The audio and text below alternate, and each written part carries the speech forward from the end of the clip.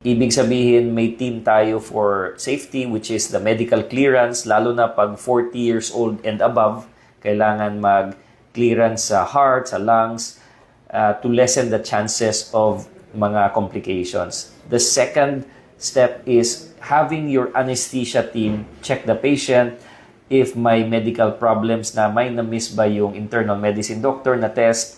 And lastly, we do compute and calculate everything, including the risks po, lalo na sa mga nagkaka-infection po na mga patients.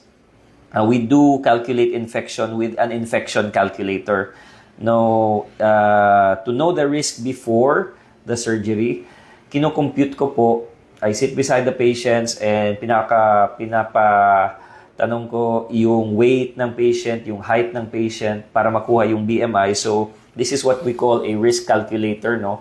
So, it is calculating the chances kung ilang porsyento po na magkaka-infection yung patient. And I use this risk calculator to lessen the chances of mga issues and risks of infection naman po.